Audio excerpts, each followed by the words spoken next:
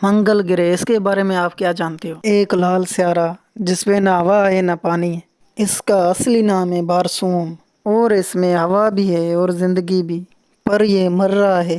उसकी असली वजह है जुडन का एक आदमखोर शेर जिसकी सेना तेजी से आगे बढ़ रही है बारसूम के लोगों की जिंदगी बर्बाद करने। अब तक उसका सामना एक एलियन नाम के शक्तिशाली राज ने किया है और सदियों से इस जंग में हेलियम जुडनका की सेना को मुंह तोड़ जवाब देते आया है। और एक दिन जुडनका का राजा एक रेतीले तूफान की चपेट में आ गया और सब कुछ बदल गया।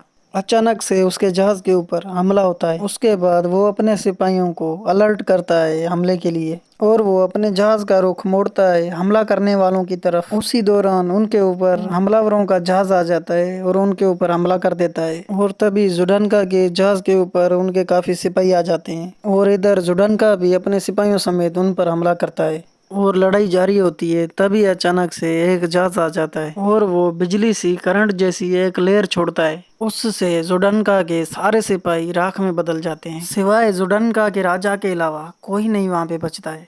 उसके बाद जुडनका का राजा देखता है उसकी तरफ 3 उड़ते हुए बगैर बालों वाले आदमी आते हैं। उनको देखकर वो राजा डर जाता है और वो राजा को एक जादुई चीज देते हैं और राजा के छूते ही वो राजा की कलाई में फिट हो जाती है। उससे राजा की पावर बढ़ जाती है। पावर आते ही राजा उनके ऊपर हमला करता है। उसका वो हमला रोक कर वो कहता है कि ये पागलपन तुझे महंगा पड़ेगा। उसके बाद वो उनसे पूछता है कि तुम कौन हो और वो उससे कहते हैं कि हम ईश देवी के भक्त हैं और उसी ने ही तुम्हें इस हथियार को इस्तेमाल करने के लिए चुना है और हमारे हुक्म पर चलोगे तो बारसूम पर राज करोगे। इससे न कोई तुमसे विरोध करेगा और ना कोई तुम्हारे रास्ते की रुकावट बनेगा। और वो उनसे हाथ मिलाता है। उसके बाद सीन शिफ्ट होता है एक शहर के अंदर। काफी लोग होते हैं और बारिश हो रही होती है वहां पे और तभी हमें इस मूवी का हीरो दिखाया जाता है जॉन कार्टर, जो जा रहा होता है उसका कोई पीछा कर रहा होता है और वो वहां से भागता है, सीधा पोस्ट ऑफिस के अंदर जाता है और वहीं से एक मैसेज भेजता है।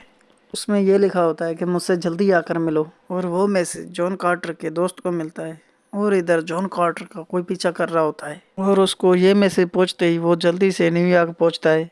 वहीं पे उसे एक और आदमी मिलता है जो कहता है कि मैं कोटर की तरफ से आया हूँ, माफ कीजिएगा आपके लिए एक बुरी खबर है। और उसे ये लोग बताते हैं कि जॉन कोटर अब नहीं रहा और वो उसको अपने साथ ले आते हैं। क्वार्टर का वकील उससे कहता है कि तुम्हारे अंकल का हमें भी गुजर जाने से काफी दुख है और वो उसे बताता है कि जब मैं उसके पास पहुंचा वो गुजर चुके थे और वो उसे क्वार्टर के कुछ सामान दिखाता है जहाँ पे जॉन क्वार्टर की ऑफिस होती है।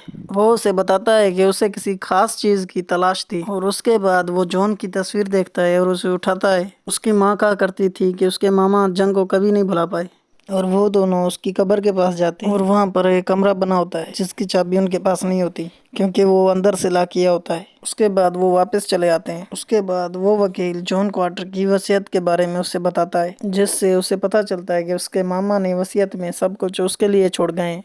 और उसके बाद वकील उसे कहता है कि खास तौर पर तुम्हारे मामे ने तुम्हारे लिए एक डायरी छोड़ी है और वो उसको देने के बाद वकील वहां से चला जाता है। उसके बाद वो जॉन कार्टर की डायरी खोलता है और उसे पढ़ने लगता है और वो कहानी शुरू होती है 13 साल पहले। जॉन एक खजाने की तलाश में होता है और वो घोड़े सवारों के साथ मिलकर खजाने की तलाश में जा रहा होता है कि रास्ते में उसे लुटेरे मिलते हैं। उनके ऊपर वो हमला कर देते हैं जिनसे बचकर वो अपने जख्मी साथी को लेकर एक गुफा में जाता है।